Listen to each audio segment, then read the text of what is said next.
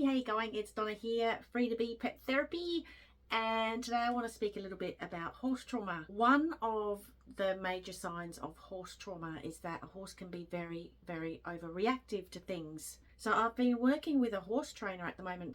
Basically, the reason she came to me was because her horse becomes very frightened and nervous and overreactive when people are like using hand gestures to each other or hand gestures just to the horse to indicate what they want to do with the horse. The horse gets really nervous when people are yelling at each other, like people, not even at the horse, but just people are yelling, because obviously when you're working in an area that's got a lot of space, you're yelling out to people, and this really makes the horse nervous and apprehensive. And also when people are doing like really quick movements, even just like the movement of quickly ducking under a fence would freak him out.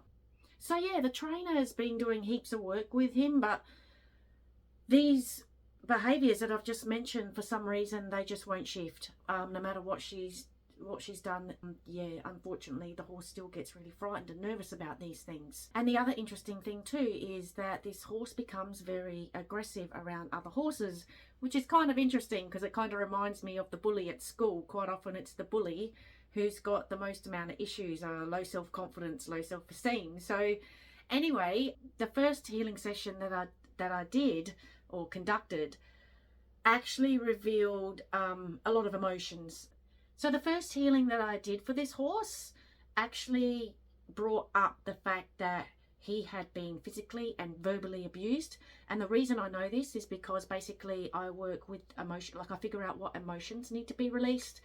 And when I investigate into these emotions, like I try and work out why these emotions come up, yeah, physical and verbal abuse comes up very strongly. Now, there were a list of emotions that came up, so I'm just going to look at my sheet of notes just so that I remember to mention them all. Low self-esteem, low self-worth, self-doubt, insecure, anger, lack of love, a lack of love for the person that was treating him not so nice, but also a lack of love was starting to build for humans in general. There was ancestral energy as well, ancestral energy that was to do with low self-confidence, low self-esteem, and low self-worth as well. Now basically when this comes up as ancestral energy, it makes the horse more predisposed to also being in situations that are going to cause it to feel those same emotions. Now, all these emotions that came up, the emotional miasms, the actual emotions themselves, they're all to do with the heart meridian, and the heart meridians are all connected with the heart chakra. So that's just really interesting, because one of the ways to heal the heart chakra is through connection, and I'll get into that a little bit further on. But what I think is really amazing is just horses actually carry this stuff with them. I mean, it's not amazing, it's quite sad really that they hold on to this trauma. And there are people that just believe animals are just animals, and maybe if they feel anything they just feel fear and love, but they feel so much more. And I think the healings that I've done for this horse really prove that. So yeah, holding on to these emotions, that's where the energy healing I do really comes into play, because I can release these emotions for the horse, so that, because it's these emotions that are causing it to behave the way it's behaving. And so if I can release those emotions, eventually those behaviors will, subside, and that will make it a lot easier for the trainer to train the horse. Because when a horse is in a state of, it's operating from its parasympathetic nervous system. And when any animal is operating from its parasympathetic nervous system, it finds it really difficult to learn to hold on to the training that it receives. Like, it might remember it as you're doing it, but then the next day it's forgotten all the training because it wasn't able to sink in properly, operating at that parasympathetic nervous system, that sort of flight, fight, freeze sort of state. So yeah, basically after one healing session, I mean I've done another one since, but after the first session, this horse started feeling more relaxed. It was a bit more relaxed around hand gestures, around people moving quickly. The trainer noticed she could duck under the fence quickly, and he would be fine with that. So we're already starting to see the horse behaving, in a more relaxed state just after one healing session, which is really, really cool.